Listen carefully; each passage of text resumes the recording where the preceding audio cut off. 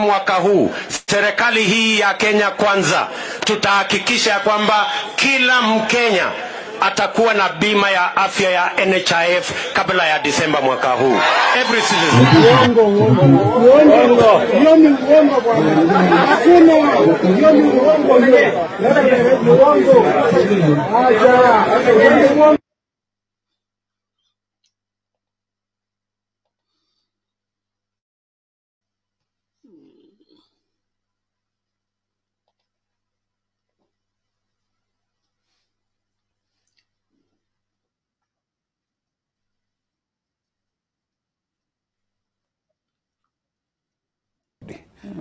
It's a fund which has been created purposely to open windows to those who have been struggles to access a small micro kind of funding. Our banking restrictions has been so hard to our SME members.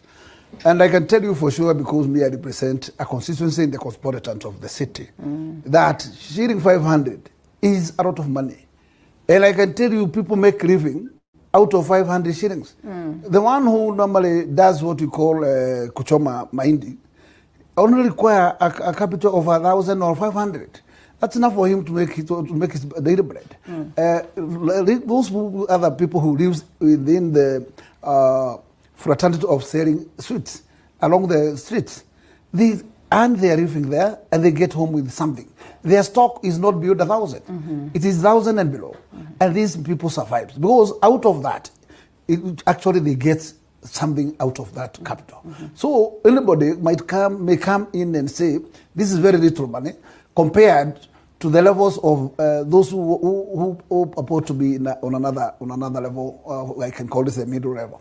But there is those forgotten people down there who has no access to funding. These are the people who are targeted. And you see, the areas that they have been embarking to is the areas to do with the Mswari and these other funding factors which are in the field, and which I can say they are they are too exploitative that actually they were not doing them anything good for them, considering that at least the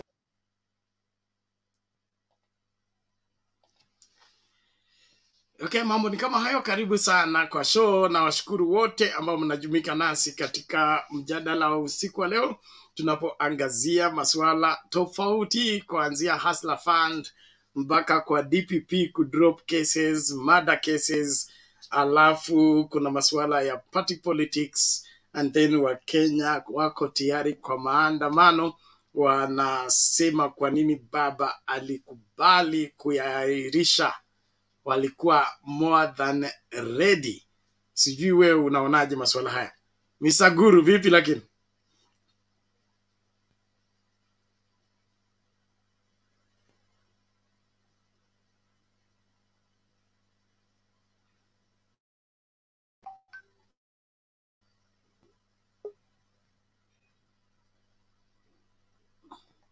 Wanaguru, are you still there? Habari Bernard. Salama vipi lakini? Nzuri, umechukua mswali ama inaitwa Hustler Fund? Naambiwa watu wanataka M-Pesa pin kwanza. Mimi nishachukua na nikakunywa soda bana. Mimi nishachukua na nikakunywa soda. Wanaguru, work on your audio. We can't get you clearly. Work on your audio.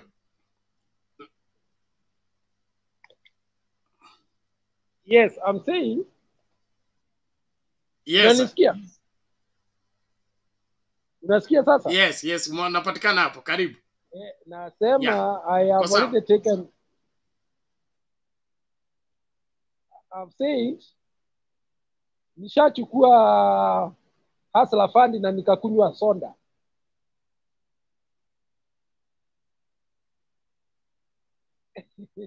Na kanyama. Ukaanza kuuza soda ama ukakunywa soda wewe? Nilikula kanyama na nikakunywa soda. Na hiyo mambo ikaishia hapo. Sasa, let's talk the truth, Bernard. When you want to keep a business, there are procedures. You need licenses. Okay? You need premises. You need so many things. So, and me, because I can't be, I can't be able to peddle sweets in the street. And even them, they pay Kajo. They pay. If you meet with the Kanjo people, you have to pay some daily rates. So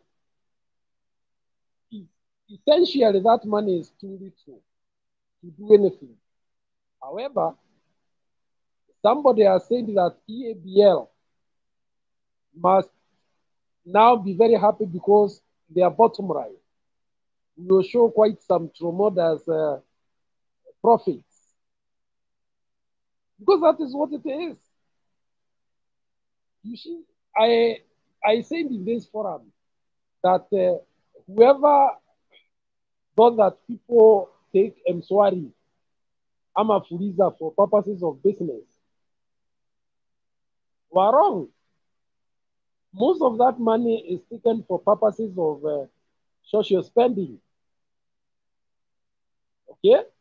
Or when you are in a jam, you need to do something and you don't have money and you are waiting for money from somewhere after some time. In fact, there are very few people who borrow electronic money for purposes of business because it's little money. And this is not to say entirely there are those who don't use that money for business, but they are one in so many. Therefore, and that is the shock that is going to get to these people when they discover that most of the money has not gone to business. In fact, somebody was saying what is likely to happen because now the betting is coming back big time.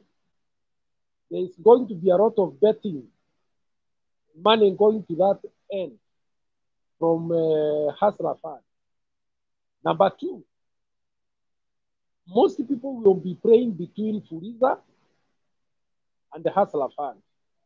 Hustler Fund being a stand-in fund to borrow to pay Fuliza. You see? So basically, what are we doing here?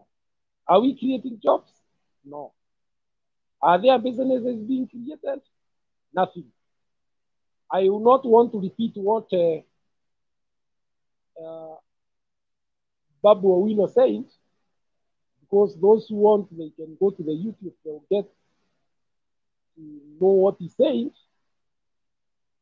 because my age may not allow me.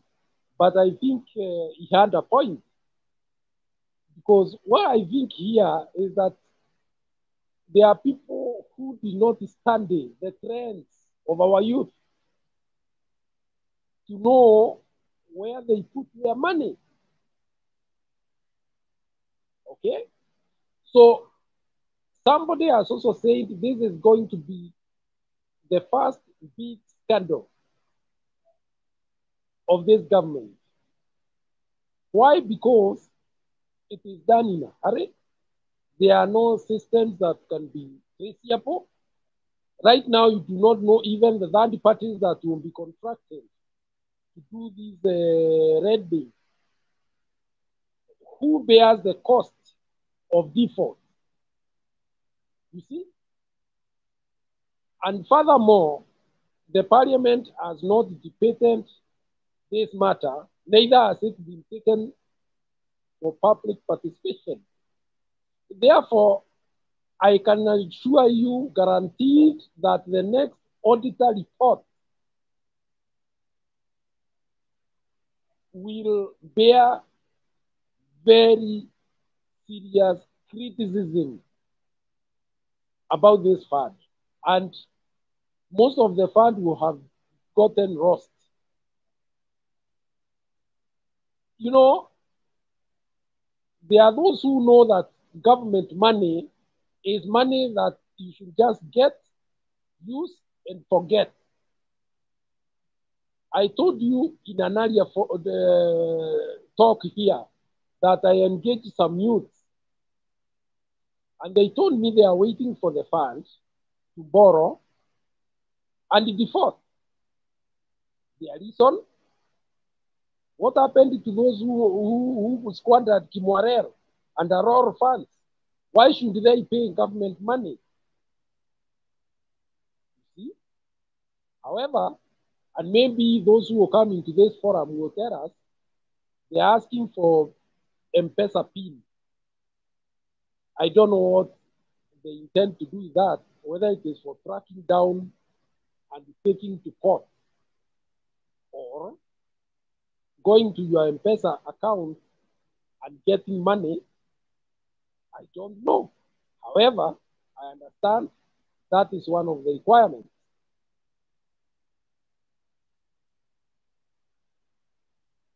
Government cannot engage in lending of this kind. They would rather have talked with the private practitioners because they are the ones who know this business better, so that they can minimize the possibility of corruption. This is a fund that can corrupt very easily. Let me first give those who have come to the forum their time also to talk, but those are my opening remarks, and I am very well informed about this. There is no business, Bernard, that will be created by the youth. This money is for social spending, period. Sasa kabla nikuache uende ulisema wewe umechukua Hustler Fund, ulipeana PIN? Hiyo ilikuwa undaku. Hiyo ilikuwa undaku. Sawa, asante sana Bwana Guru, tunakushukuru kwa utangulizi huu wa Kenya. Karibu sana tunapojumuika pamoja katika kipindi cha leo tunapoangazia masuala ya Hustler Fund, siasa zetu za vyama, maandamano, alafu na mambo mengi tu mengi. Asante. Bwana Alex, namna gani? Karibu.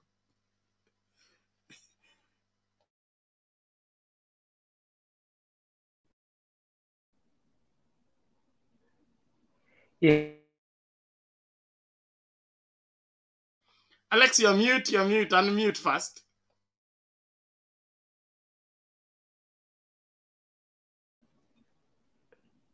Okay.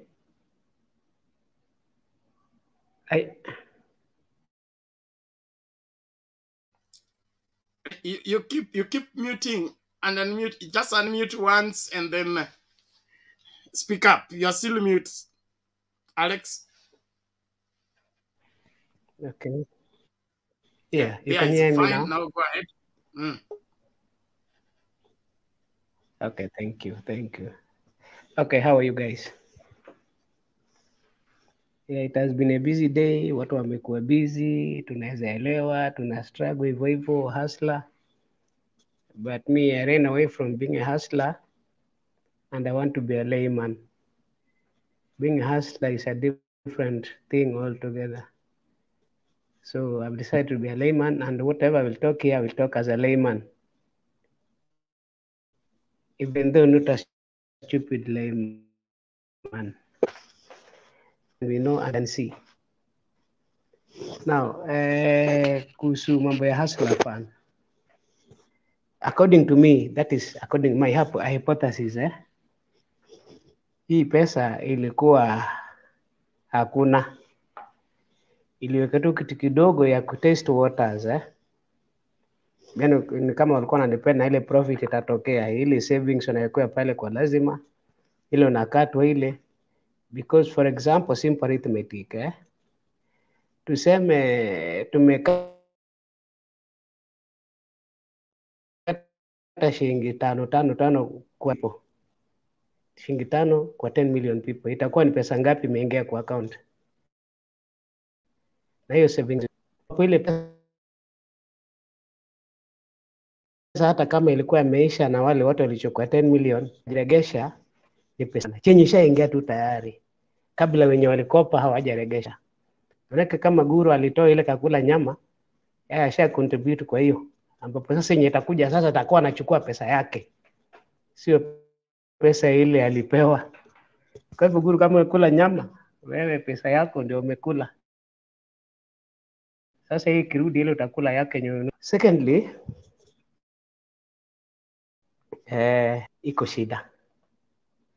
Na shida hiyo inaonekana live, lakini inatakana tusione, tuvae dark goggles so that we don't see them, and even if we see, we don't tell them or we don't talk, but we'll have to talk. Yes, unajua, you know how to treat someone with his or her own medicine. What I'm saying, the best medicine here is we treat the government with their own medicine.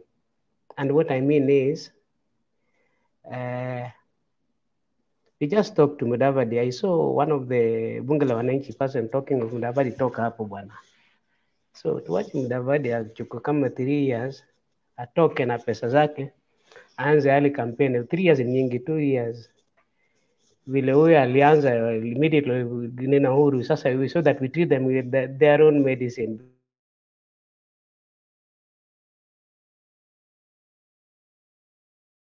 Because if we say what, they'll take advantage.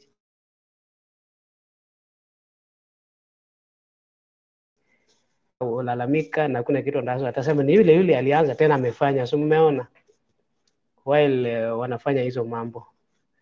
Jambo lingine, hii kitu ni kitu ilikuwa imepangwa na ilifail. Let's go back to the time uchaguzi ilifanywa.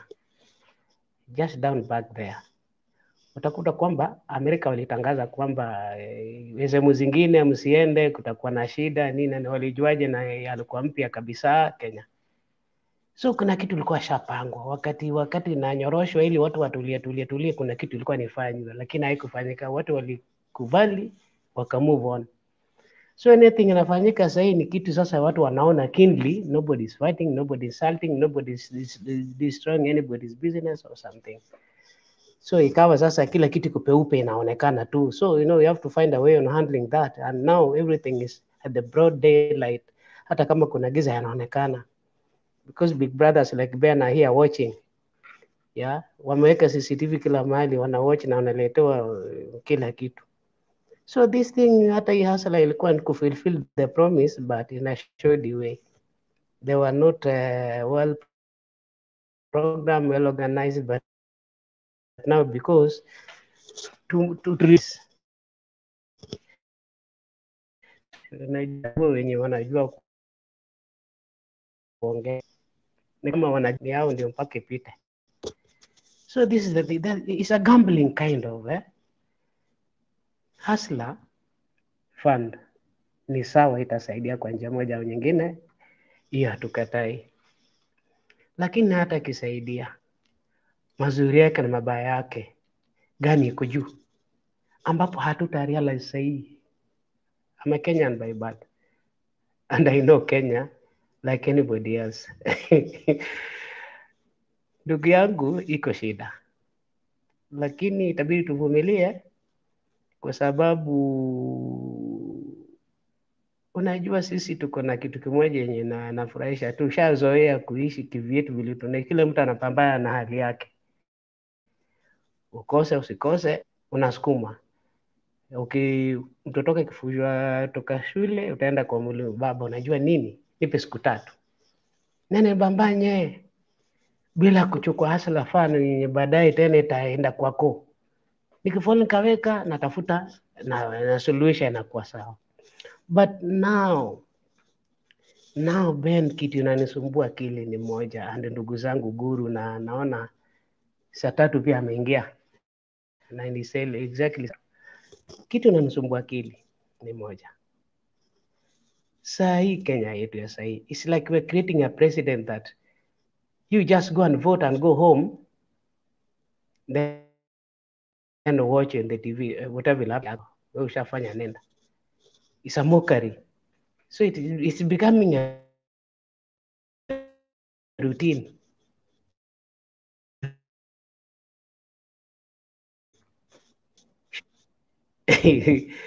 I told you one thing last time, eh?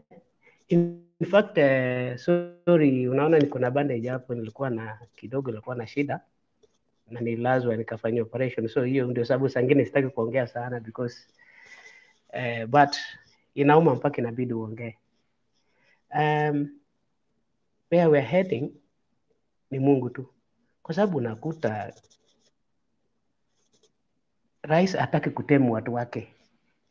Amacha Motheo is just so hawana speed governor kwa mdomo bana, hakuna, tunaongea bila anataka. And then unakuta mtu yuko kwa agriculture anatamani kwenda kupata nini, anaenda kuongea kwa mambo ya lands. Mtu yuko kwa lands anaenda kuongea kwa trade. Mtu anaenda kutoa disco matanga, kazi ya interior. Kesho yake watu wanarediwa kwa ba, wanatolewa. So which is which? Tufuate gani? Total confusion, my brother. But now what we do ni yetu mpaka tuwavumilie. Unajua kuna kitu mtu anasema, Kiswahili inasema kwamba punda afe lakini mzigo ifike. Mzigo fike lakini punda afanye nini? Afe. Sasa kwa nini afe? Kesho hutabeba. Haya. The same punda, uko na punda na uko kwa mlima, ndugu yangu. Mlima kabisa, na amebeba mzigo mpaka nasikata bila napumua, na kwa hii punda kweli hii mzigo namlemea. Tena huwa namchapa, badala kumsaidia kusukuma mzigo namchapa, ndugu yangu. Pa, twende. Unatembea. Tena unamchapa masikio. Badala kusukuma, are you fair? Punda iko kwa mlima, anapanda, amebeba mzigo. Uko nyuma yake, unaenda kuchapa masikio. Unamsaidia punda na mzigo wako kweli? Kwa sasa nitaachia punda rudi baadaye, wacha ni arrange vitu hapa, lakini mpaka sasa nimefikia hapo. Okay, asante bwana Alex, nashukuru kwa utangulizi huo mzuri. Fumbo mfumbie mjinga, mwerevu atalifumbua. Tunashukuru sana kwa thank you very much. Mato Makndech anasema kipindi akikuwepo siku mbili ameanza kupata withdrawal syndrome, vile kipindi iko addictive, so tutakupeleka rehab, usijali. kama umeanza kupata withdrawal syndrome tutakupeleka rehab, upelekwe polepole. Cha muhimu ni kwamba the show is on as usual. It's only that it's at times it's overwhelming. I'm doing a program that is making me get home very late, and I have to be there all week long. And so if I get home late, count me out. We will make special arrangements so that somebody else can start the show. Alafu nitawajoin baadaye. And like yesterday, it was Wednesday. It was full packed that I did escape the era, the era of error, finished, now went for this program, came back, I was tired like a piece of wood. I didn't know if I sit here, hakuna kitu nitafanya, so nikaamua kulala. Na kulala ni njia ya kupokea upendo wa Mungu. Biblia inasema Mungu anapeana usingizi kwa wale anaowapenda. So Mato, wewe ni nabii, so ujue wakati Mungu anapenda mtu usimzuie. Kevin Dennis Atatu, vipi? Poa sana bwana Mutembei. Yes. Najua bwana, hii maneno ya hustler fund mara sijui DPP amedrop sijui kesi ya Sara Wairimu. You know, hii system yetu sasa mahali penye tumefikia bwana, ni afadhali sasa hii country ifungwe, kila mtu apewe share yake aende nyumbani.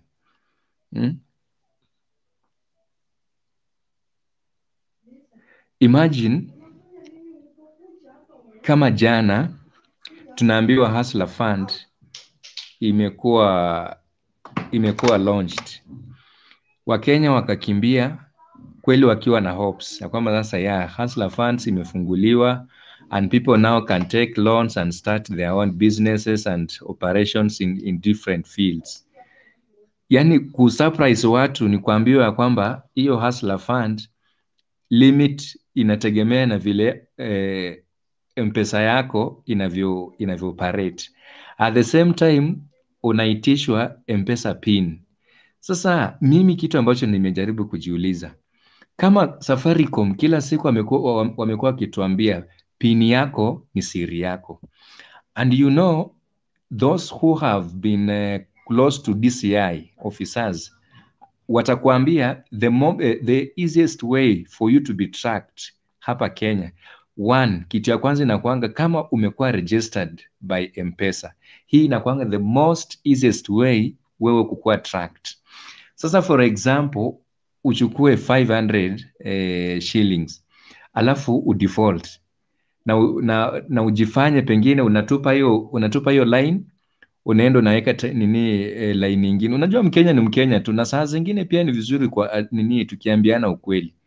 Then uende uweke line nyingine, na unajua ID number yenye ulitumia for the first time ndio pia tena itakubidi ufanye nini, uregister for another one. Hapo ndio sasa utakuwa tracked.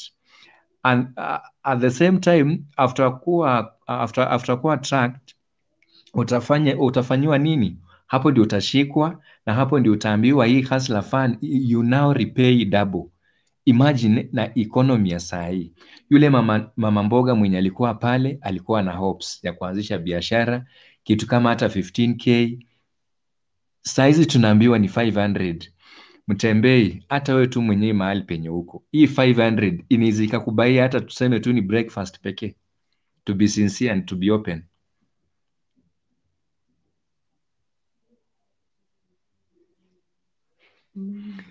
Alafu pia unapoangalia Kenya Kwanza iliwaambia ampangwingwi, lakini wanataka kuwapanga. So wamewapanga mpande kutoka 500 mfike 600, after 2 years ndio uingie 1000. You know, all the hopes that that people had, actually it was so embarrassing. Ukiona sasa na hili ndilo swali ambalo tulikuwa tunajiuliza jana. You know, mimi nilikuwa live and I saw everything pale. Mtu kama Musalia, tuseme mtu kama Musalia Mudavadi, a billionaire, somebody who has 4 billion, limit yake ni kitu kama 2800. Sasa tuseme mimi tu wa jana huyu nitafikisha limit ya 1000 lini? To make the matters more sweeter, if so to speak, ni kuambia Mkenya ya kwamba hiyo saving, hiyo kuna pesa ambayo unakuwa deducted na inaenda direct to the saving. Unajiuliza, hii pesa ambayo inaenda kuseviwa nitazi access namna gani? At the same time, ni period ipi ambayo nitaambiwa kwamba you can now access your savings? Kama kweli Ruto alikuwa na imani ya kurudisha hii economy where Kibaki left it, mbona asianze na mambo? Kwa sababu tukianza na mambo kama unga, vitu kama chakula, hizo ni vitu zingine very essential ambazo mwananchi wa kawaida anafaa saidiwe zikuwe easy for him or her to access.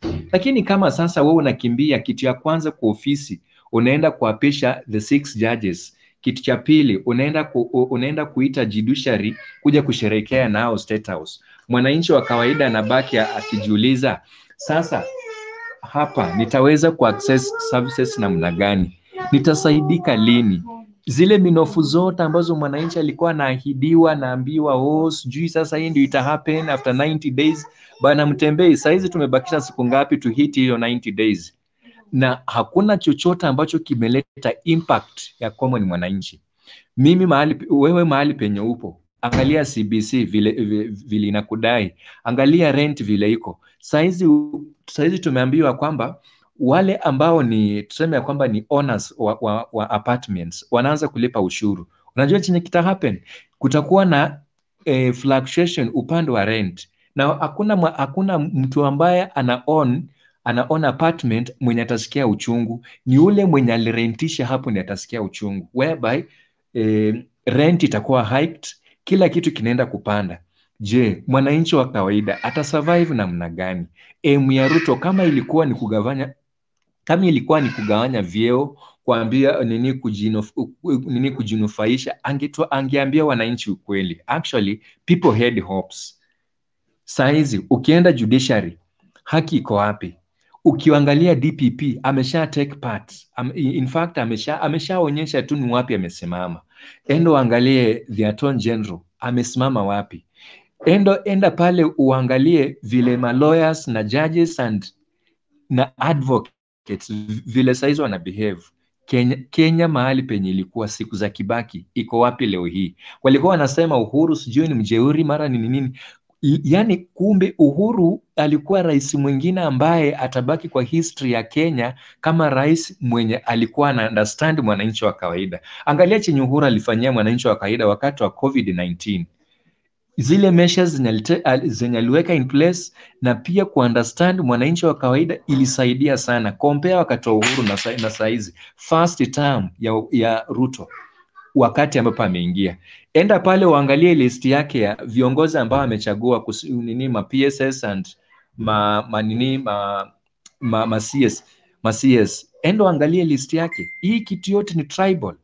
Sasa Mutembei, wewe tu kama mwananchi wa kawaida ambaye ameishi Kenya kulingana chenye kina happen saizi, ukweli uko wapi? Mwelekeo ambayo mwananchi wa kawaida atapata utetezi wake utatoka wapi? Jameni, tusaidiane hapa kufikiria. Tusaidiane kufikiria. Angalia ma commissioners wa IEBC vile wanafanyiwa. Enda waangalie wale watu ambao walikuwa na oppose Ruto wakati wake wakati wa campaign. It's either you can't ask for forgiveness or utaendelea na intimidation. Enda pale DCI, enda angalia kile ambacho kilikuwa kina happen.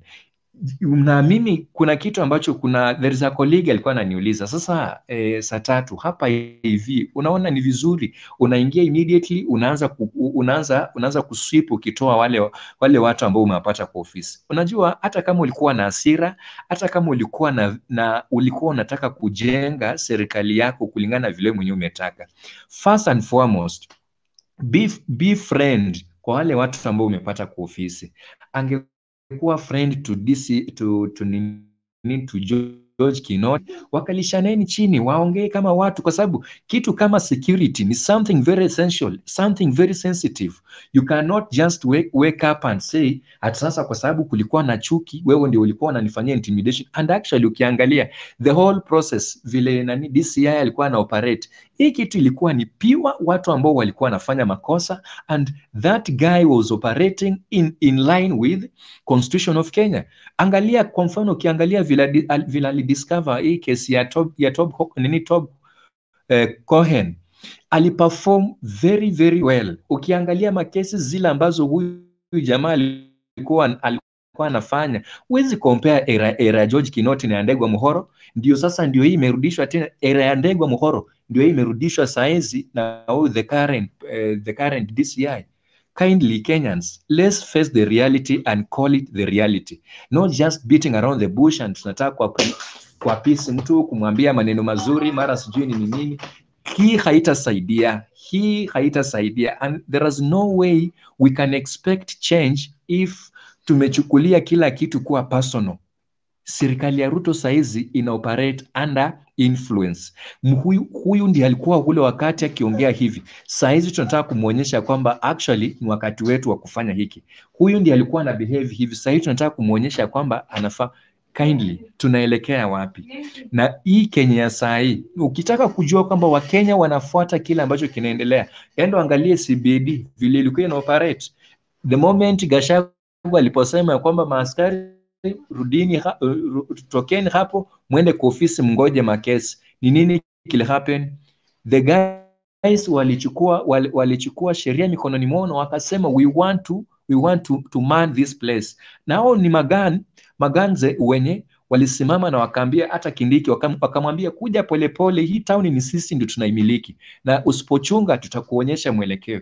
So sometimes you can just sit down and wonder, surely is there any kind of yani vile wana operate, kuna mahali penye kweli kumeandikishwa ama kunaonyesha kwamba kuna mwelekeo, ile confidence yenye mwananchi amekuwa nayo wakati wa uhuru, mwananchi amekuwa nayo wakati wa Kibaki na Michuki walipokuwa around, kumekuwa na mwelekeo kama huo? Saizi hakuna, na it's either ujichunge wewe mwenyewe ama unapojiachilia kidogo, wewe ni hivyo ndivyo umeshapotea. Ukiangalia constitution gani saizi inafuatwa?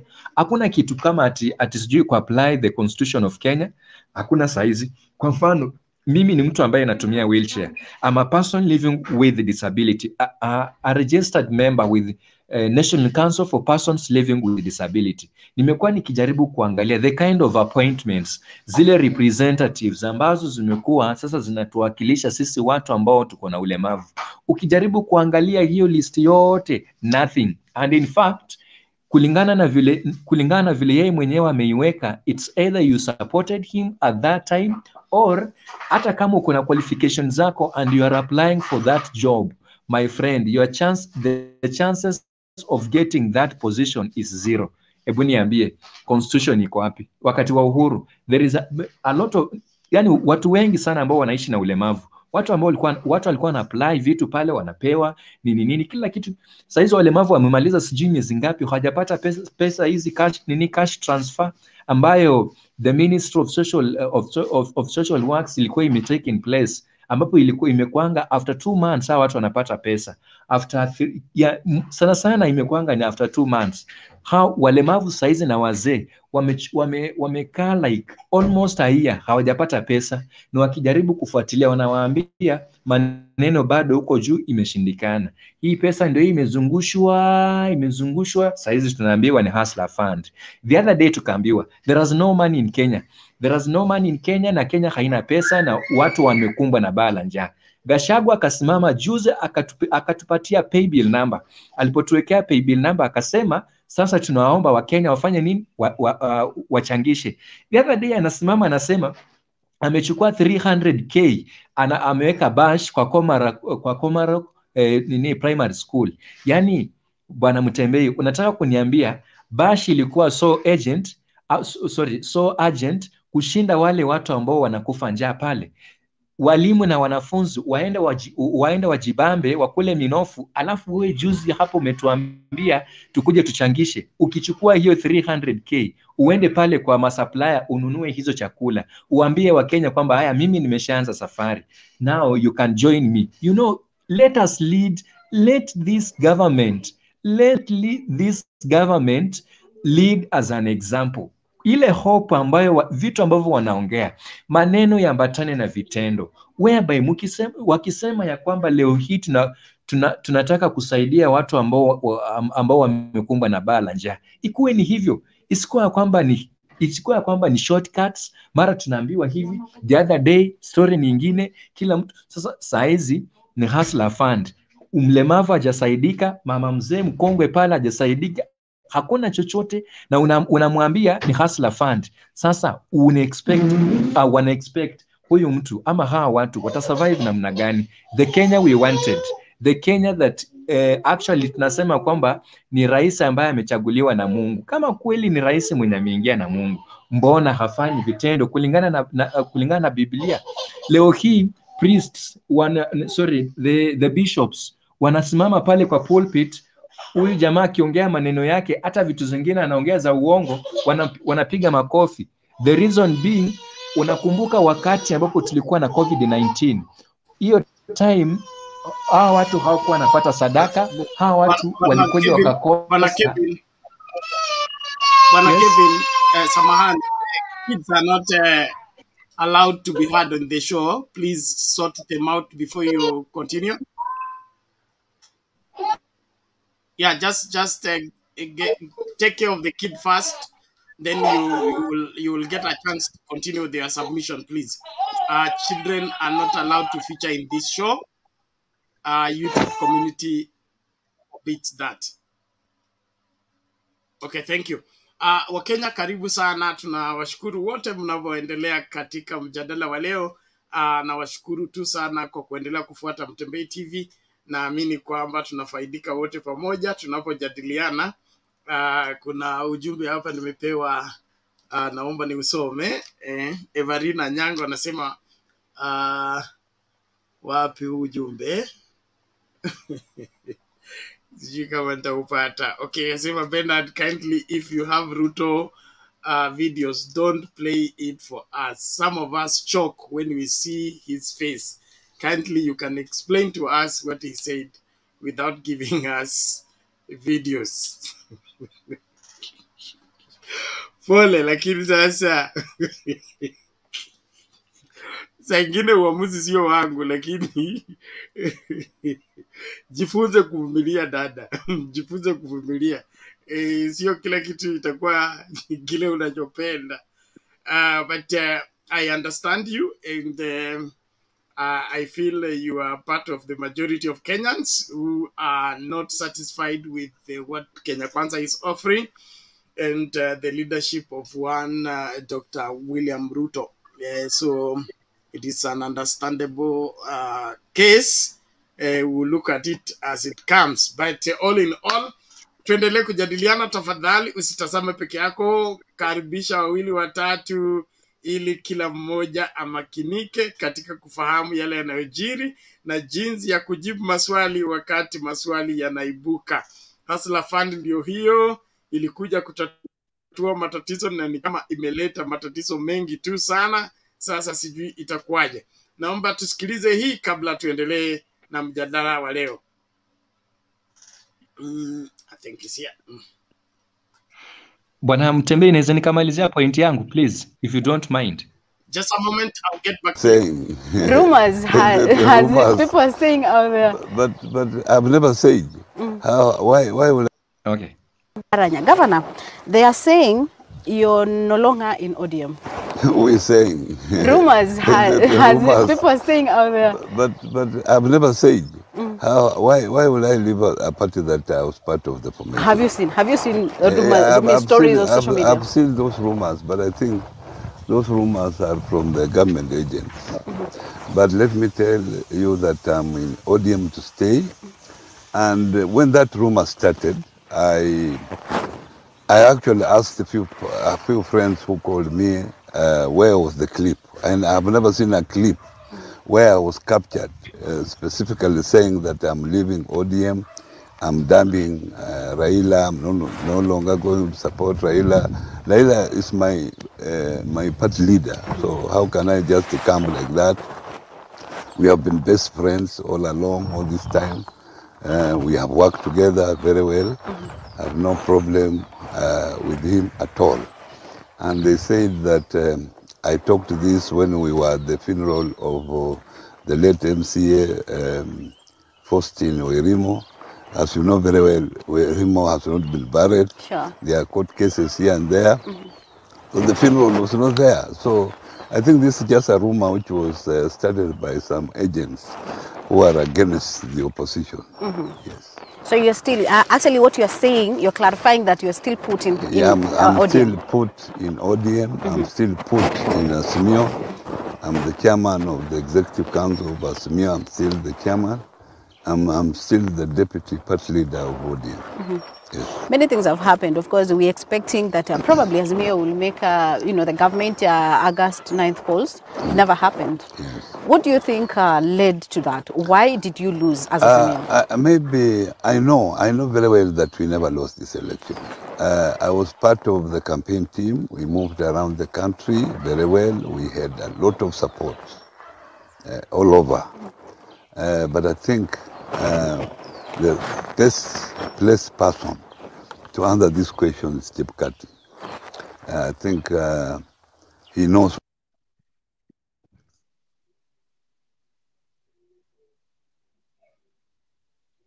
Okay, the best person to answer that question is Chebukati. He knows what happened. Kevin, you can conclude your submission as we move to the next person. Karibu san. Okay, thank you so much for understanding. And Kindly, I'm so sorry for the noise. Na naomba ya kwamba pia you find a place in your hearts, you people, and forgive me. Ni vizuri mwanaume kuomba msamaha. I hope nitasamehewa na nitaeleweka. Umesamehewa. Karibu, endelea na mchango wako, dakika moja hivi. Okay. Tusonge.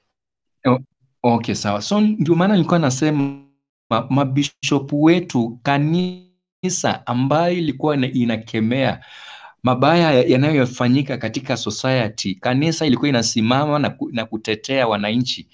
Leo hii imekuwa kama sasa, sijui nitasema namna gani, kwa sababu kila ambacho, kuna point nilikuwa namalizia nikisema, kuna wakati ambapo kulikuwa na COVID na hawa watu, makanisa zilifungwa for 2 years. Hawa watu wakakosa sadaka, hawa watu wakakosa michango za kanisa. Sasa vile COVID-19 ilipomalizika na sasa makanisa zikafunguliwa, saizi mwanasiasa akienda kiongea yake, hata aseme nini, watapiga makofi. Kitu ambacho wanataka ni sadaka. And Kenya, yani saizi hakuna hope. So guys, kitu ambacho mimi naweza tu nikasema ni hiki: let us not think ya kwamba actually kila ambacho kilikuwa kinakampeniwa pale kitakuwa fulfilled. And especially people should be very nitasema tu common mwananchi, the citizens of this country should be very very careful na kila ambacho tulikuwa tunaambiwa na kila ambacho walikuwa na promisiwa. It is high time watafute mbinu nyingine vile wanaweza survive na vile wanaweza endelea na maisha yao. Thank you so much. Those are hiyo ndio imekuwa my submission, and kindly Mutembei, I'll be here, nitakuwa hapa, na kama kuna WhatsApp pia unaweza niambia, I forward my number hapo kwa comments. Thank you so much for your time. Okay, thank you Kevin for that submission. If you want to join the WhatsApp group, there's the private chat where you say the request to contribute. Just drop your number there, then we'll add you to the relevant groups. We have several groups, sister groups, that you can also be part of the talking with Kenyans, maneno ya Kenya, ili tusaidiane kwa maoni na ushauri. But thank you for that submission, and we believe that the message is reaching forth to Kenyans na wanaelewa, alafu watafanya ipasavyo. Kile ambacho kinanifurahisha sana ni Wakenya wamesema wanataka maandamano. Si baba ameitisha maandamano, ni Wakenya wanaitisha maandamano. Na jana askofu mmoja akakutana vijana wawili wamebeba mkate, wanasema baba, tunataka maandamano. Sisi mbona umeahirisha? Tuko tayari. And these are, you know, they are not even 18. They are underage. And then they say wanataka nini? Maandamano. So the dissatisfaction that is out there, it's alarming, and that is why I still retaliate that the Kenya Kwanza government is a minority government and is doing zero as far as reaching out to the rest of the country, and that is putting them at a disadvantage. And so if that maandamano is going to kick off, I don't know where they will get the umbrellas, but kutanyesha ile inasema cats and dogs. All the same, Mr. Guru, unasemaje? Bernard, saa hii kuna ripoti iko kwa BBC. The US has a problem with Mexico. Sababu Mexican president has said they are no longer going to import GMO maize in their country. And US has threatened Mexico that matter causes great concern to the farmers in the US, because most of what they produce ends up in the Mexican tables.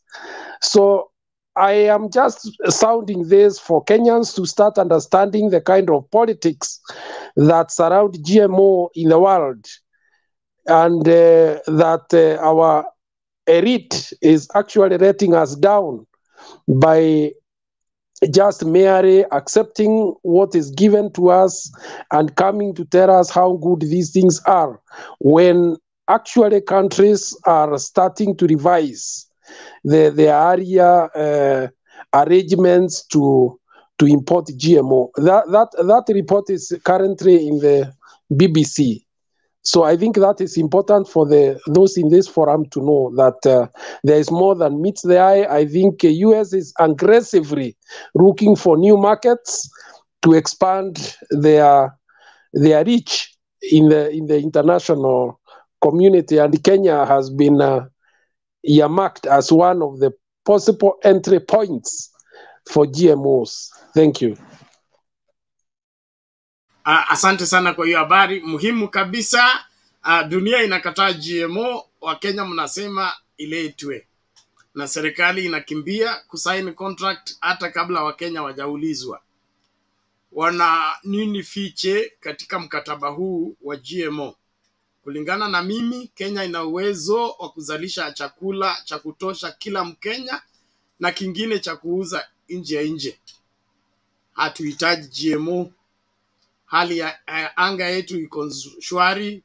Tukianza irrigation hata tutahitaji hali ya anga. Tutakuwa na mahindi wakati wote, tutakuwa na viazi wakati wote, tutakuwa na mboga wakati wote. Serikali ya Kenya Kwanza ni kama hawana mpango wowote kusaidia nchi hii. Wanaruka kutoka kwa kitu kimoja hadi kingine. Saa sasa wako kwa Hustler Fund. Nimesikia sasa wanataka kuanzisha Nairobi River Fund na sijui which other project. I mean, these people are running around like a headless chicken, and I don't trust them to be able to handle anything as far as progressing this country is concerned. And so maandamano ya kuje watimuliwe haraka. Kwa hivyo hakuna haja ya kupembeleza hapa. Kama wewe ni dereva, watu wamejaa kwa basi, ujui kule unaenda, unatupisha kwa mbuga za wanyama, mara unatafuta barabara. Hatuwezi vumilia siku zote. Kenya Kwanza, they either style up or get off that seat, because it's nasty. So si balanja, sio kuosha Nairobi, sio kunini na Nairobi River ni jukumu la county government ama national government. Na kama ni national government, president amekuwa deputy president for 10 years. What did he do for Nairobi River? Except he's looking for how to get money from Habitant, UNEP, so that money can come in and in the name of washing the river, they wash themselves. Mungu saidia Kenya. All the same, naomba tumsikilize dada Roda. Tukisonga mbele, ukitupata tu tafadhali karibisha wawili watatu, na ukitaka kuingia studio, link ndio hiyo, tafadhali make use of it. Karibu studio tujadiliane, tukaelewane. Lakini kwangu mimi Kenya Kwanza is disappointing a great deal. The Hustler Fund haisaidii chochote. Sasa wamechukua pesa ya wazee, wamechukua pesa ya walemavu, wamechukua pesa ya subsidy ya mahindi, wamechukua pesa ya subsidy ya petrol, wamechukua pesa ya subsidy ya education. Hiyo ndio imefanywa Hustler Fund. Alafu tena hiyo Hustler Fund unapimiwa kama dawa. 500 utalipa rent, unue license, unue stock, uuze, upate faida, ulipe. Roda, karibu.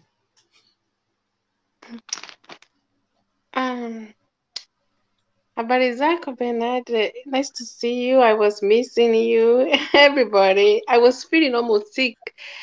Unajua nakuga so much in anxiety za Kenya. Nikifikia about Kenya, I'm always have anxiety.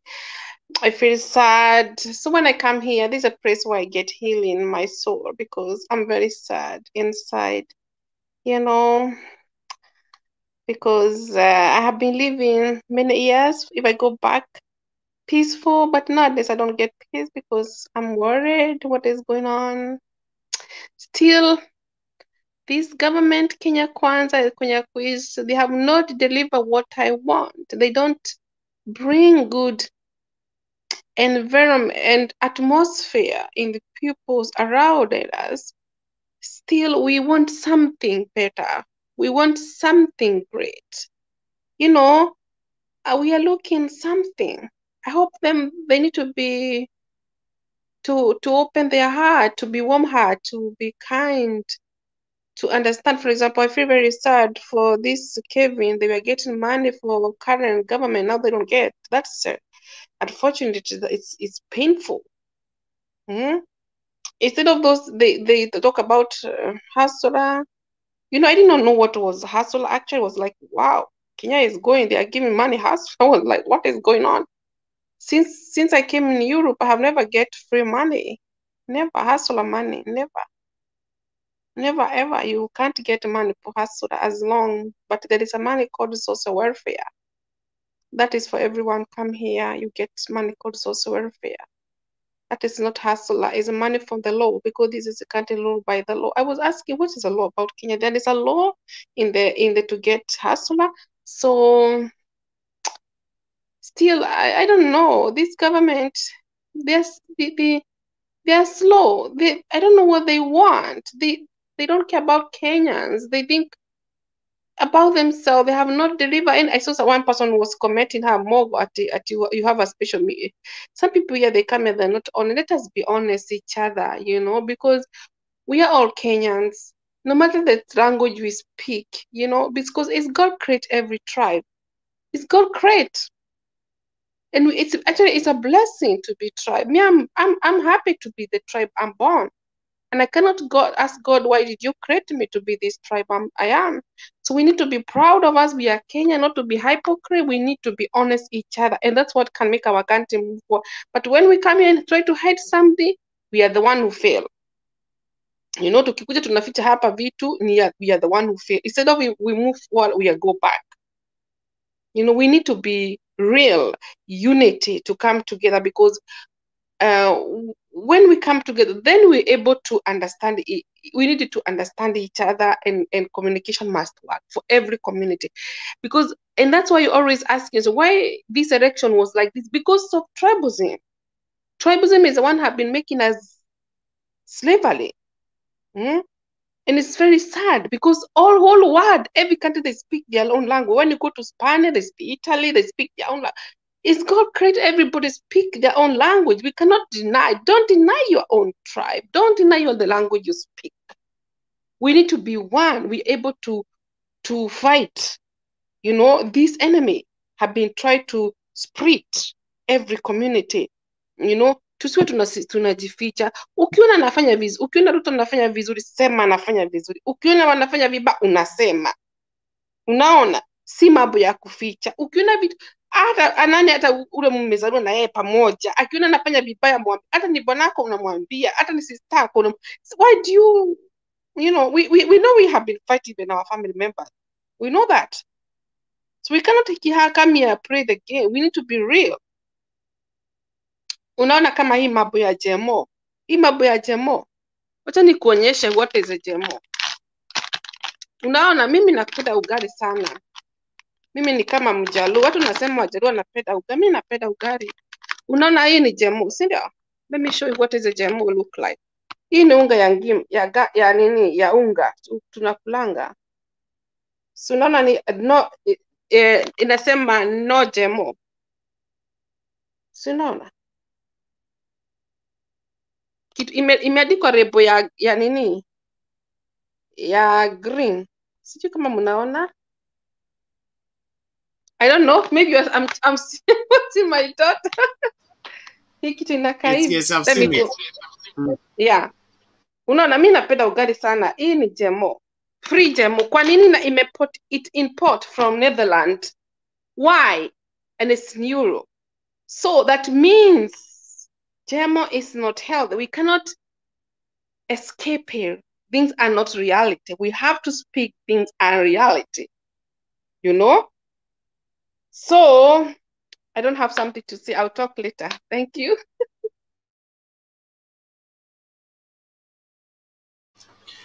Okay, thank you, Rhoda, for that. We appreciate it. And let's continue with the conversation.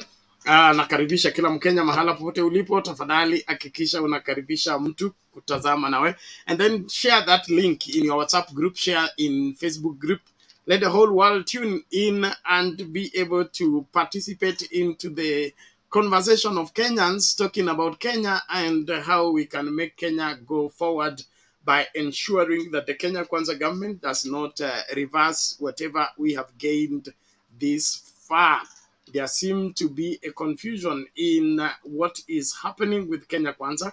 I have been waiting and watching for anything that we can hold on as a matter of ray of hope that Kenya Kwanza can come around, but the more they talk, the more they give signals of nothing in the pipeline. They are reacting on everything, no proactive on any matter. Mimi sioni, labda mimi ndio sioni vizuri, lakini nikiangalia tu Kenya Kwanza nzima kutoka kwa cabinet na kila kitu, I've not seen one program that is a sure program. Everything is reaction. They are not reacting to hunger, they are reacting to this and reacting to that and reacting to that. When will they settle down and give us an elaborate plan of what they can do to fix the Kenyan problem? Why are they taking from one place and taking to another? You get from the elderly, then give to the hustlers. Then you will remove from the hustlers and give to the sick. What's happening? And it's not that there's no money. Government is not even supposed to look for money. Government is supposed to facilitate money. And they have means and ways of getting that money. It's not even through taxation only. Programs like this can get local funding from people that can be trusted with, if they can trust Kenya Kwanza. But is Kenya Kwanza trustworthy? I don't think so. Can business people trust Kenya Kwanza with the hustler fund? I doubt. So let's talk, but I choose to be the doubting Thomas in this matter. Licha ya kuwa mimi ndio mhubiri. Cha muhimu tutasonga mbele. Bwana Alex, ngoja kwanza, nataka wale ambao wajaongea kwanza wakaongee, wasinipige mawe. Naomba Chaka, vipi? Salama sana brother Benada, Guru Alex, Kelvin, Roda na Moses. Na tumani Yes, hamjambo Asla nyote. Fund, umetoa pin nini?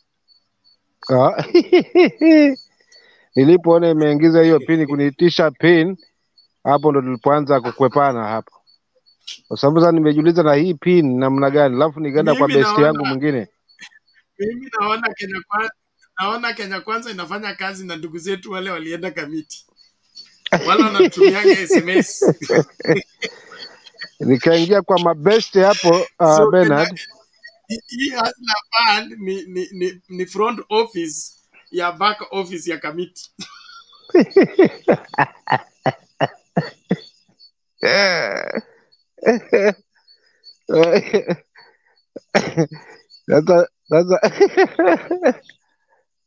Kwanza nikaingia kwa best yangu nikaipelekesha, tukaweka pin.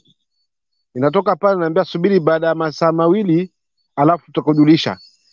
Tukakaa baada ya masaa mawili nikarudi tena, wewe bado umepata message? Sijaona message. Nikaingia kwa mwingine hivyo hivyo. So hivyo ndivyo ilivyo. Kuna wale wamepata shilingi 500, washukuru. Lakini sio malengo. Sio malengo.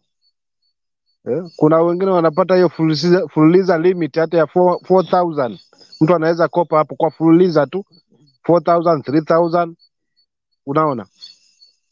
Yangu mimi napokea shilingi 2,000 na hiyo fululiza. Si ni bora tu tubaki hapo kwa fululiza mara 10. Kama hii Hustler Fund unaanzishwa shilingi 500.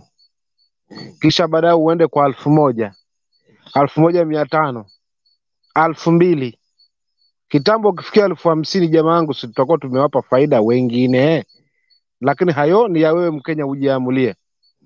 Leo Bernard kidogo, leo mimi nitakuwa tofauti kidogo kwa sababu kuna mambo yananikera katika moyo wangu.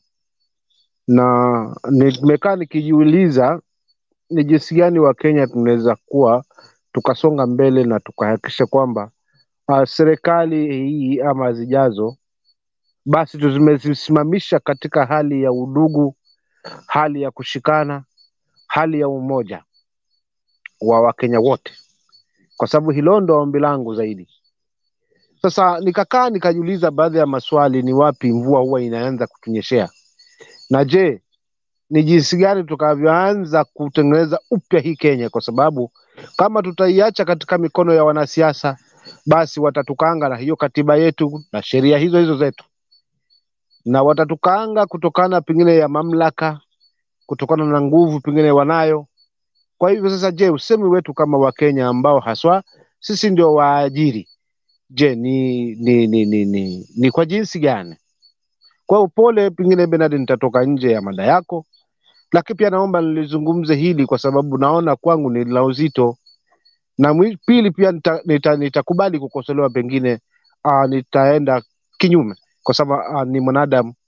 Lakini jambo la kwanza ambalo nitalizungumzia ili kuweza kusasena hata kwa haya maandamano ambayo tunayazungumzia, ukweli ni kwamba maandamano haya si kwa ajili ya pengine ya Raila, si kwa ajili ya Martha Karua, na si kwa ajili ya Kalonzo na wale ambao tunaona ni wa viongozi wetu. Maandamano haya ambayo tunayazungumzia ni kwa ajili ya sisi wa Kenya ambao tunaiona hii serikali inapotupeleka sipo, ni nyingi ya kutupa ahadi na vitimbi kama hivi hasa la fana ambavyo tumevishuhudia tangia jana na leo. Lakini vile vile ni lazima tuangalie ni jambo gani kubwa linalotupiga. Hivyo katika uchambuzi wangu mimi binafsi nikaona ndugu yangu Bernard, nirudi katika wenzangu wale wako Central na Rift Valley. Hao ndo chanzo na ndio watakao tufungulia huu kurasa sisi wote kuweza kuafiki katika haya malengo ambayo tunasema tuipeleke hii nchi yetu sasa sisi wananchi katika ile ahadi tuliopewa ya nchi ya maziwa na nyama. Lakini wa kuanza nao ni hawa wa Central na watu wa Rift Valley. Kwanza watoke katika ile kwamba sisi tukiwa katika mamlaka ama kwa serikali inayoingia hapa lazima tuwepo ndani na tuwe tunosemi zaidi sisi kama sisi, kwa sababu swala hili la GMO ni swala ambalo ni nyeti Bernard, kwamba ni chakula ambacho sasa hivi nafikiri Guru amekieleza vizuri, brother Guru hapo, kwamba amekieleza vizuri kwamba mataifa mengi sasa hivi wanapingana na hiyo jambo. Lakini likiletwa kwetu sasa, kwa sababu kuna wale ambao ni wana biashara wakomavu, wale ambao wanakuta kwamba endapo katika uongozi kutaingia mtu ambaye atakuwa yuko na tofauti na wale mawazo yao, basi huenda akawapiga mshindo na ukaweza kuwapromosha chini kabisa. So hii kitu imekaa sana pande wa Central katika vyenye ambavyo mimi naona kwamba endapo wataenda katika uongozi mwingine ambao pengine hautawajali, yani ile hisia, basi wataumia, labda pengine wataadhirika. Kwa hivyo ifike wakati kwamba sote sasa hivi tuamue jambo moja. Ndio maana mara nyingi nilikuwa nazungumzia kuhusiana hii mirengo kambi, kwamba huyu ni mtu wetu, sisi tuwe hapa, sisi kama sisi tutafanywa nini na serikali. Vitu kama hivi vinachangia pakubwa katika ustawi huu. Ndio maana baadaye tunageuziwa kibao, tunaambiwa kwamba labda pengine Raila ndo tunamtafutia awe katika uongozi.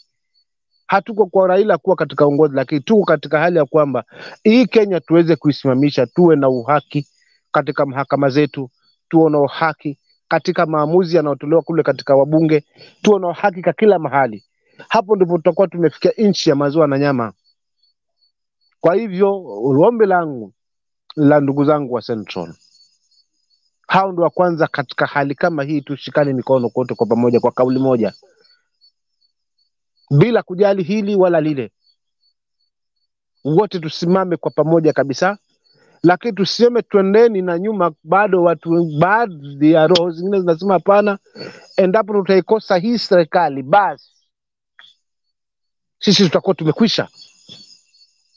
Kwa hiyo itakuwa ni vigumu zaidi ya kabila zingine ama jamii zingine kuweza, hata kama zitakuwa zinaosema namna gani, pasipo ushirikiano katika watu wa Rift Valley na Central kwa kikamilifu na kushikana wote kama Wakenya, basi itakuwa ngumu zaidi kuweza kuibandua hii serikali ama na serikali zingine ambazo zitakuja zile mfumo baadhi pengine kama huu ambao tumeuona.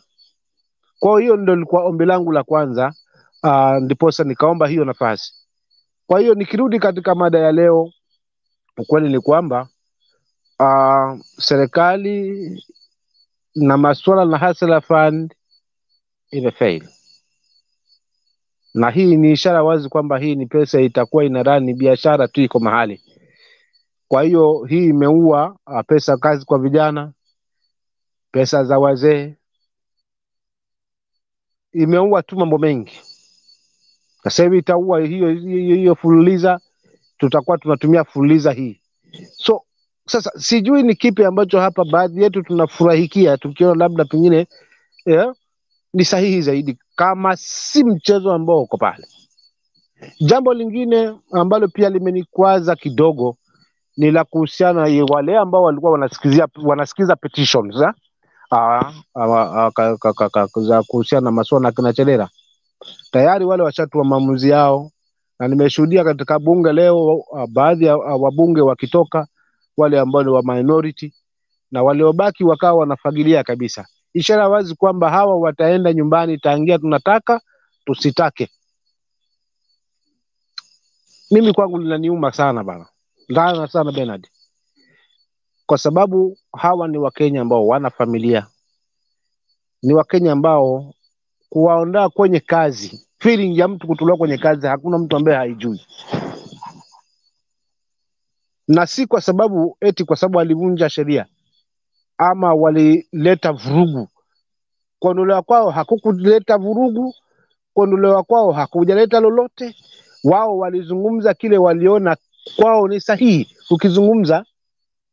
Sasa sioni kwamba si kosa hili kwamba haliwezi sameheka zaidi kama ndani yake hakuna uchafu mwingine ambao ama hakuna mipango mingine ambayo ipo. So hapo ndipo nitakapo warai wa Kenya wenzangu, tusikubali hawa watu waende, hawa makomisheni wasiende, hawa wengine waliomaliza muda wao waende, they did their best, they are heroes, lakini hawa wasikubali waende. Maana wakishenda hawa tayari kuna watu waliokuwa appointed kwamba watasimamia pale. Je, jamani, kama hivi mwanzo ni huu, wale watakuja kuunganishwa kabisa na kuletwa katika tume ya IBC kwa minajili ya je, hapo tutakuwa tumepona? Itakuwa kuna maana tena ya kwenda kupiga kura yako? Hilo lazima tulifikirie zaidi. Kwa hiyo sitakuwa mrefu ili niwape wenzangu nafasi, lakini Bernard, kwa kweli sharti watu wa Central wabadilike, wasione labda pengine wakikosa uongozi wao wamekwisha. Hapana, washikane na wengine. Watu wa Rift Valley, the same thing applies. Asante. Okay, sawa, asante sana Chaka, tunashukuru kwa mchango wako na maoni yako kuwafikia wa Kenya, na umoja wetu ndio nguvu yetu. Cha muhimu ni tuaminiane. There is a lot of suspicion between different communities. Some of it is historical, some of it is just rumor mongering that was transferred from one generation to another. But there is what brings us together, and most of it is pain and the problems. Right now, we are looking into the same pot that we may all get cooked inside if we don't take our time and be able to salvage the situation. And so, going forward, we must come to terms with the reality of our togetherness being our strength and our ability to redeem ourselves from bad experience. And so ujumbe wako ni muhimu, na masuala ya Cherera na wengine hapo ndio Wakenya wanapaswa kushikana mikono, because Kenya Kwanza ikitimua watu vile inavyotaka, hakuna kitu itawazuia kutimua yeyote yule, kutoka kwa Chief Justice mpaka every other person yule ambaye hawatampenda watamtimua. Na serikali ikianza kuendeshwa hivyo, basi serikali ya kiumla itakuwa imeingia, na basi wa Kenya mtaingia mahali ambapo hamtaki kwenda. Serikali ambayo isikii lolote sio haifai kwa nchi yoyote, haswa katika kizazi hiki. Kwa hivyo let's put our solidarity together.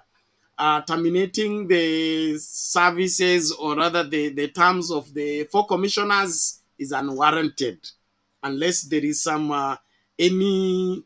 In fact, hiyo kesi haipaswi kupita hiyo committee kulingana na ile na petitions iliwekwa na vile mawakili waliuliza maswali. Hizo petitions zote hakuna ile iko na affidavit ama iko na evidence backing it up. So it will be very silly for that chairman and that committee officials to pass that thing even to reach the president's desk. It has no merit whatsoever. But if they insist that it has merit, then tutakutana na maoni ya wananchi, because the final word is with the Kenyan people. Na wako tayari, kwa hivyo tusitie shaka. Cha muhimu, we must get the control of our country back into our hands and not surrender it to some dictatorship from one quarter. Thank you very much. Naomba tulinde muda tafadhali, tulinde muda. Tumeweka watu kwa mkururo sana.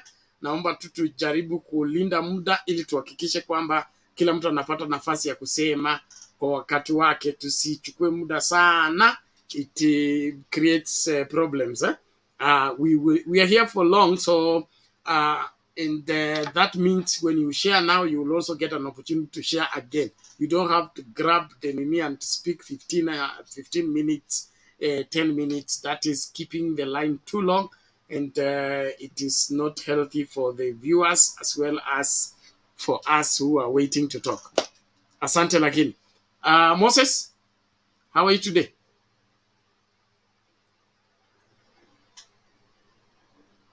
I'm okay, Bernard.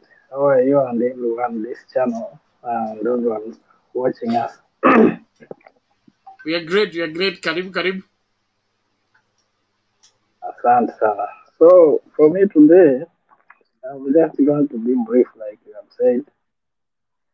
Of course, we keep monitoring and watching whatever is happening. But like whatever is happening in Kenya with this government, like me, I'm not surprised. Of course, I expected that. Unless if they do something very important, that's when I'll be surprised.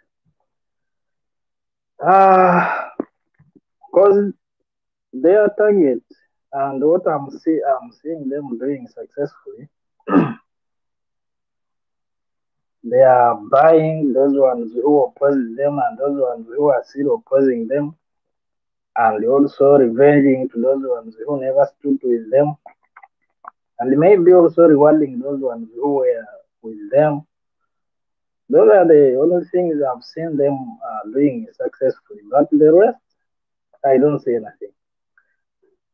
But also it is good for ordinary citizens who we always take ourselves cheap, because of bribing. Someone will come with some few or some, like they used to give people, like in my country, they used to give them salt, a half kilo of salt. Then you see someone praising someone for the whole week. But until we change that mindset, until we come to reality, because if someone, Bernard, you believe it or not, if someone buys you, if someone come and buys your vote, you have no voice. You cannot call him to order because he bought you. You did not vote him because he is able to do the job, but you voted him because of his money. So that politics in Africa is just developing each and every day until we ordinary citizens will change our minds. Because now, if you can see Ruto's government, what they are doing, because they bought those few who voted for them, they never voted them because they love them. No, they gave them money, and few who were given empty promises. Those were the guys and so-called the hustler fund, like how it ended yesterday, and now still people they have started crying. Yet it's still early. And a government a government that works for people, you can see the way they act. They criticize the former president, more so Ruto, and I think his deputy, that he did nothing, all that and what. But this guy used to stand with the citizen, because I remember those during the times of COVID, he could come out, and I feel now the guy is feeling what people are going through. He could come to them and make a press, say from tomorrow after tomorrow, this must go down, and it will do. So he used to do. In our country we say Vasimo Genzi. I don't know, they appreciate after you've gone. So I don't see why these people criticize the other guy, but yet for them I don't see anything, even small. Maybe me, but on your side I don't know. And my last point, sharp brains also in his government. We can't deny it. But it seems these people, when someone who always, I don't know whether you have ever had friends who are always, I know. They don't believe that you can advise them. Maybe his government is like that. But because of, he has some good brains in his government, of which I hope that they will maybe try to advise him and his arrogant deputy, who is always attacking people with no reason. So Musala Mudavanda and Weta, they are good people, and I wonder why are they quiet? Because before, like 2 years back, they were talking something that is reasonable, but now they are quiet. You see him pushing Cherera and the group in the parliament. I don't know. So for me, Bernard, I'll be honest, I don't expect this government to do anything good, unless if God does wonders. That's for me for now. Thank you. Thank you, Moses. We appreciate that. And probably you need to work on your audio. It's not coming out very clearly. In the next session, you need to improve on the audio. I think you will need to either do your settings or on me, so that everyone can get you clearly.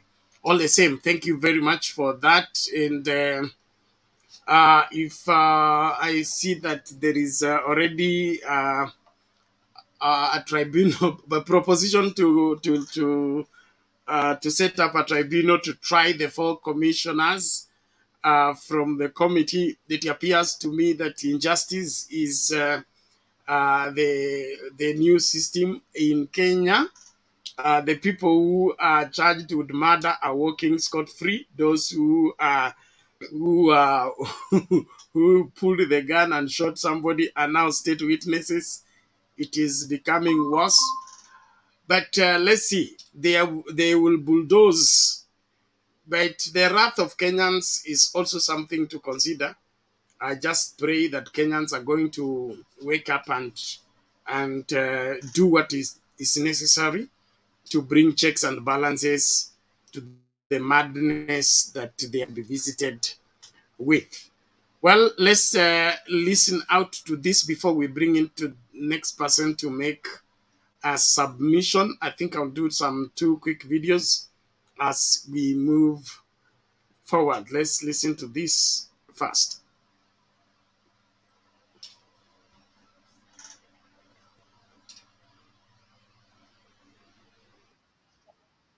Kuelezea umma sababu ya kuondolewa kwa baadhi ya mashtaka kwenye baadhi ya kesi iwapo afisi yake itasalia kuaminiwa na Wakenya. Wakili Charles Kanjama aidha anasema kuwa ipo fursa ya kuanzisha upya kesi kama raia binafsi iwapo haujaridhika na hatua ya ODPP kuondoa kesi. Ibrahim Karanja na maelezo zaidi.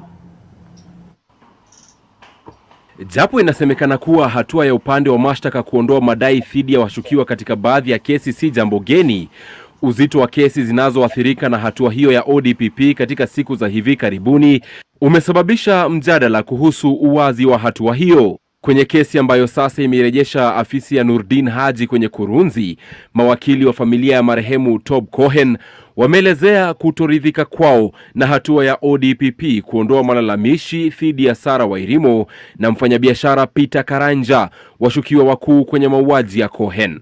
Familia hiyo ya Cohen inasema kuwa haikufahamishwa na ODPP nia yake ya kuondoa mashtaka licha ya wao kuwa waathiriwa wakuu. ODPP pia ameondoa mashtaka katika baadhi ya kesi kuu zinginezo, ikiwemo ile ya mauaji dhidi ya waziri wa jinsia Aisha Jumwa Jumatano wiki hii, pamoja na kesi dhidi ya naibu wa rais Rigathi Gachagua.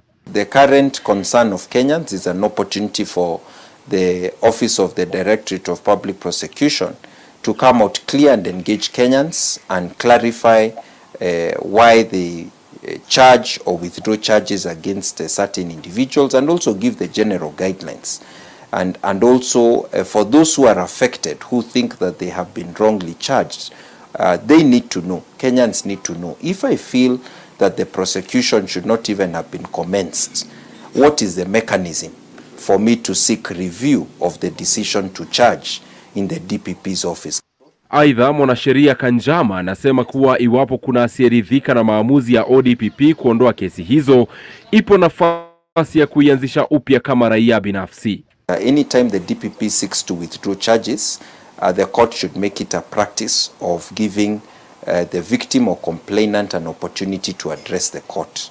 And the court should be the one to finally determine whether they are persuaded by the DPP's decision or not.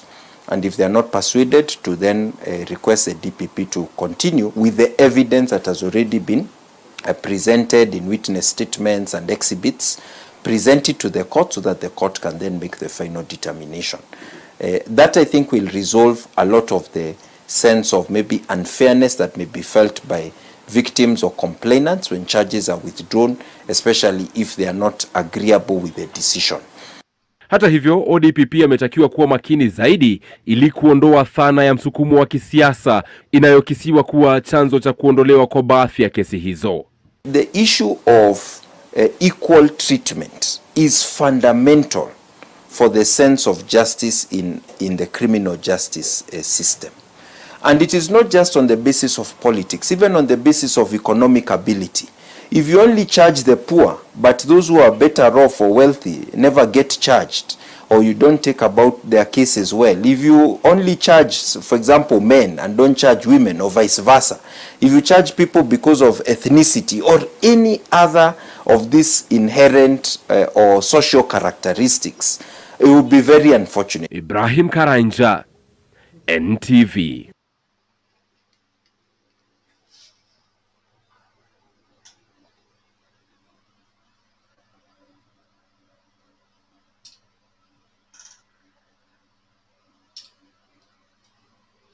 Okay, let's move on. Where is Derek? Yes. Habari zenyu? I hope mko poa. Tuko poa, karibu. Sawa. Kwanza Guru, sijui ni unalala umekula GMO ama ni aje bana? Wewe unajua tunaongea mambo muhimu hapa, ndio sasa kama gadi wetu, sasa ukilala tutakufurusha nje. Alikula kanyama ka asla. Ni kama amekula GMO bana. Anyway, that was that. It is nice to make some the nini changamke. Sasa mimi nataka kusema hivi. Nimeona Wakenya wamedozika na 500. Watu wamekuwa wadozi. Sasa mimi nashangaa kama hii 500 ni ya kununua mayai na mkate breakfast ama ni ya kufanya investment. Kweli sisi wajinga, sisi wa Kenya tunabeba ujinga ama nini? Mimi nataka kuagree na Wakenya, msikatae kuchukua pesa, chukueni pesa. That is your tax. Msiwache hiyo pesa, chukueni. Ila mtu asikudanganye that kuna kitu kama investment you can do with that money. Hakuna kitu kama hiyo. Hii ni kucheza, tumechezwa. Somebody is in business. Kuna pesa unaona ati siji mara inakatwa inaenda siji kwa NSSF, siji ni nini. I don't buy that. Kuna mtu anafanya biashara, lakini tunafaa tufungue macho. Pesa nayo ikikuja mkule, msiwache pesa. Juu mkiwacha itarudi, na ikirudi itaingia kwa mfuko ya hao mabwenyenye. Ila my problem is the amount itself. Mama mboga and watu wa bodaboda. I think I was following sometimes back Junet akiongea about this money. Niambie sasa umenipea 500. Na mimi ni mtu wa bodaboda. Nataka kununua pikipiki worth 120,000. Umenipatia 500. Niko na deni ya pesa ngapi? Sasa hata kama umenipea 500, kwanza unasema nirudishe with 8% na nirudishe within 14 days. Sasa ni pikipiki naenda kununua ama ni pesa nakula alafu narudisha ama ni aje? Na hii so I don't understand. I really don't understand venye sisi tunachezewa, lakini we are just falling into that trap. So what I can urge Kenyans, pesa ikikuja tukule, lakini tumakinike, tujue tunaelekea wapi.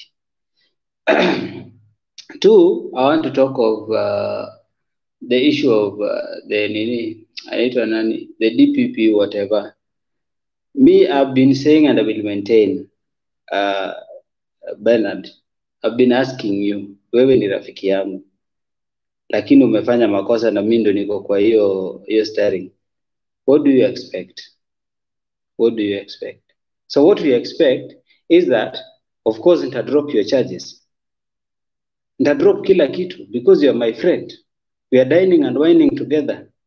So that is what is going on in the current government. We should not question like what is going on, and we already have the answers. Unaona saa hii, even the Cherera 4, Ruto is eyeing things to do with 2027, but anafanyia wana Kenya kazi, but is eyeing 2027. That's why unaona na behave hivyo. So this man, si ati ni mambo ya ati tuna nini, tunaangaliana ati current government tufanyie nini. Because up to now, I don't know, tunaingiza the 70th, siji the 80th days. Lakini hakuna hata kitu moja unaweza niambia watu wamefanya kama sio hii hustler fund. Na hii hustler fund unadhania ni kwa nini imekuja after Raila kuitisha mgomo? These are ways Ruto is trying to cool down wananchi. Kwa nini unadhania ni huyu jamaa ni mjinga? Huyu jamaa anachora. Na lakini tunafaa tukue wiser. Ni kuchora anachora. Raila anasema wacha tupunguze maneno ya mgomo mpaka tarehe 7, lakini naye anakuja na strategy. Ndio aingie kwa akili yenu, ndio muone this man is working for Kenyans. 500. My friend, I'm waiting for that for that maandamano. Mimi naingoja, niko Nairobi. Siko abroad, siko niko Nairobi. Naingoja mbaya sana. Anipatie pesa, asinipatie pesa, mimi nitaenda kwa street. I will fight for you if you don't want to go to the street, for you to get a better Kenya tomorrow. If I die today, my name will go down in records so that you can get a Kenya tomorrow. So tufungue macho, tuache hii maneno ya tunadanganywa hapa day in day out. Let's be serious. Wacha niwachie hapo wengine waendelee.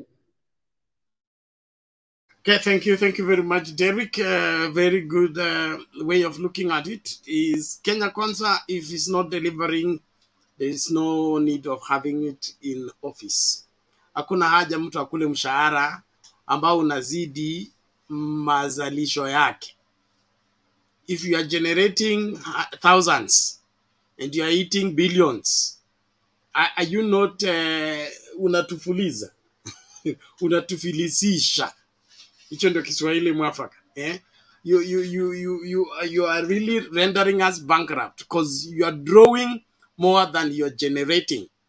The purpose of any government is to secure the productivity of the country.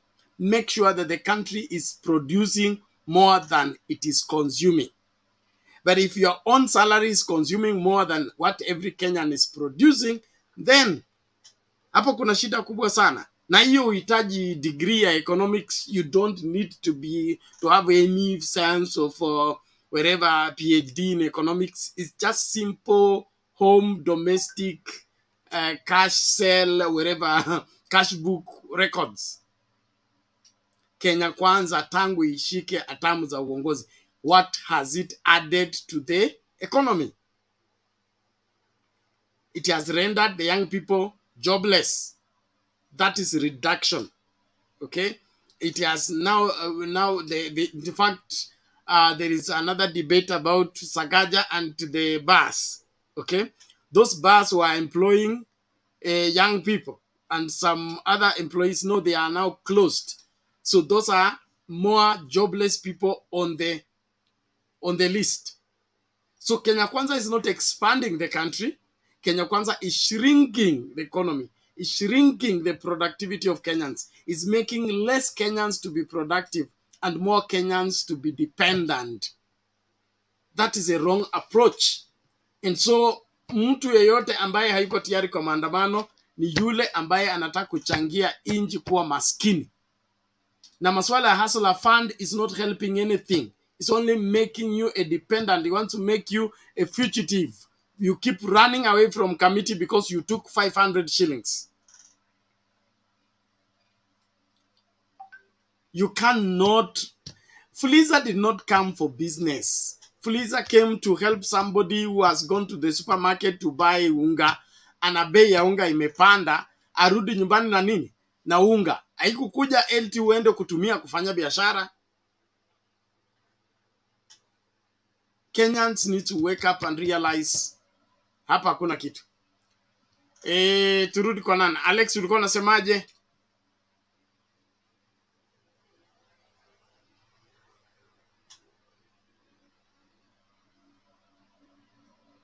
Sana. Unaweza nipata? Unanisikia? Yes, you can be heard. Continue. Oh. Okay, thank you. Sasa mi nataka tu kuongezea kwa sababu kidogo nilikuwa nishaongea. Naanza na hustler fund. Hii hustler fund unajua timing yake vile imetolewa sasa hii is a disaster. I think sote tunajua January inakuja. Na school fees iko sahihi. Full blast. Wenye wameanza kuchukua wanasherekea. Na watu wa darasa la 8 wamefanya mtihani, watu wa standard 6 wamefanya mtihani. Kila mtu atataka nguo ya kusherekea. Tutaenda kwa hustler fund. Inabidi tuchukue nyingi kidogo. Shule zikifunguliwa pesa imepungua. Hali ndio hiyo. Tunapambana na hali zetu. Hii itakuwa disaster. Watu watalia mbaya sana na hapo ndio sasa mambo itakuwa hata hiyo maandamano haitaitishwa. Watu taenda tu wenyewe kwa streets. Kwa sababu hii maisha itakuwa ngumu sana na kulipa school fees. Na December imeishia, hiyo new year imeingia. Watu wanarudi shule, form 4 wako. So kuna shida mbele kidogo. Ambapo Wakenya wangekuwa watu waerevu wangeachana ya hustler fund wazoe na maisha wamezoea, wajipange. Kama hukuweka ya Christmas, vumilia. Hiyo tahadhari yenye iko. Jambo lingine ni kwamba hii maandamano iko. But kuna public holiday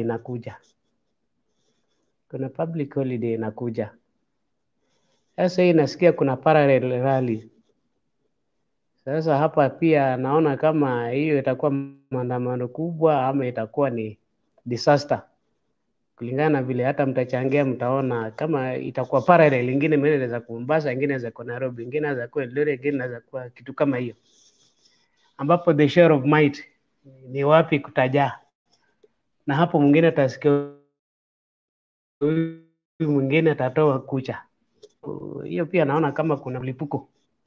Na hiyo ndio watu wanataka. Nilisikia kijana mmoja akiongea kwa bunge la wananchi kwamba muda mrefu sana hajanuka tia gas. Yeye hata anacheleweshwa, anataka aenda nuke tia gas kidogo. Kaambia mwanangu usisite, acha tuinushe. Jambo lingine chenye nanishangaza ni moja. Kama tunasoma Biblia kweli. Unajua nasikia kama mtu amekosa na wewe ni polisi, pengine nimeua na nilikuwa nakimbia ukaniona, kainua mkono juu, mikono miwili, kasema please have surrendered. Ukiniua nani mwenye kosa? Mimi mwenye nisha surrender nikaenda mkono juu. Sawa. Sasa mtu kama Cherera the four ni watu hawakufanya jambo lenye nasema ni kubwa search, lakini walitoa opinion yao kulingana na hali ilivyokuwa, wakasema we can't stomach this. Unaweza compare hiyo na wenye wameua. Okay, hiyo ishafanyika and we cannot correct it. Kwamba wenye wamekesi zao zimetolewa ni sawa. What can we do? Nothing. Koti iko kwa mfuko, judiciary ishaweka kwa mfuko, parliament iko kwa mfuko. Wanaongea tena una brag sana. Unaona? But also to brag in ours is just to talk the truth without fear or favor. Hakuna kulegeza, tuiseme ukweli uko wapi. Kwa sababu kuna wale the governance and the governed. We are the governed. Sisi ndio kuna vile tunataka tuwe governed. Tusipoisema hata kama wanajua, so tutasema mbona hukusema? So we are on the right track. Jambo lingine, hii mambo ya hawa kutolewa Cherera, si ati walifanya jambo kubwa sana. In strategy. Huyu amejua, judiciary ashajua vile ameweka wapi, parliament, three arms of government ashajua iko wapi. So yenye ilikuwa imebaki ni independent body ya ABC. Hii akishaweka vile anataka basi. Hata sasa wakina Mudavadi wakipiga kelele, ajali. Wakina Gachagua wakipiga kelele, ajali. Tenda mpiga kelele huko, lakini ABC ashaweka kwa mfuko, anaenda anarekebisha namba huko, wewe unapiga kelele na kwenda kuambia wewe nyamaza. So hii maandamano pengine wengine hakuelewa maana yake. Sio Cherera tu. Cherera is the starting point. The Cherera 4 is the starting point. Lakini tunaona 2027 ndio inaleta hii yote. Na mwisho nataka kusema hivi. Sisi tunasema ni wa Mungu and we cannot forgive. Tuna preach ukweli. Kama alienda Korea rais wetu akasema Mungu ndiye alifanya wapite wakapata serikali wakaform government, wengine walikuwa wanatafuta binadamu, ni sawa.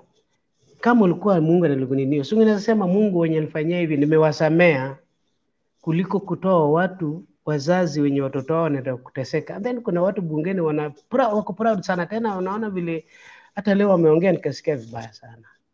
Unafurahia kufuta mtu kazi na vile dunia vile hali iko sahihi. Tena ni mama na mababa wako na mpaka wajukuu. Na wewe umepata kazi unapewa na mwananchi huko kwa parliament unapata salary.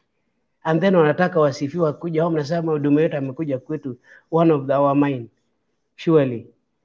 Unajua mimi nimeona sangine hata tukiongea na president, lakini hao bunge pia tuwaite kwa majina kwamba fulani na fulani anafanya vibaya. Hiyo pia ita make sense. Maana tukiweza tu rais peke yake, wale wanapiga kelele kuliko hata rais. Au pia we call them by their names. Wajulikane bwana, hii Kenya vile naenda, they are contributing to that. Hello, unanipata? Yes, yes, yes. We can get you, Alex. So, haya sana kama kuna shida ya network. Hii mambo ya mavazi Nairobi. Unajua ukiangalia serikali ya Kibaki, hakuna kitu Kibaki alikuwa anaongeza kila saa kuliko pombe. Ilikuwa ameanza kwa 150 kenda mpaka 200 sasa ni 300 na something, you see. Ilikuwa na watu walikuwa wananunua hivyo hivyo. Na sisi tumeanza kwanza kupiga hiyo. Wenye walikuwa wanafanya kazi hapo, Breweries is one of the biggest companies in our country. Watasikia vizuri kama products zao ziendi. Do we really know what we are doing? Ama tuna compete kwa nguvu kwanza show the might. Mimi nimepata hii mpaka nionyeshe mimi pia niko. Tunataka tujulikane tuko na tumepata nguvu tuko nazo. Where are we heading, brothers? So mimi sasa they cannot forgive, that is one. They have to pay back whether they like it or not. It's a payback time, and it's now deal, go deal, because Hustler Fund haieleweki. Unajua mpaka hao wenyewe wanafanya kuongea but bado haieleweki madhumuni yake kubwa ni nini kulingana na what they promised people. Because I should not take that much time, I conclude by saying this.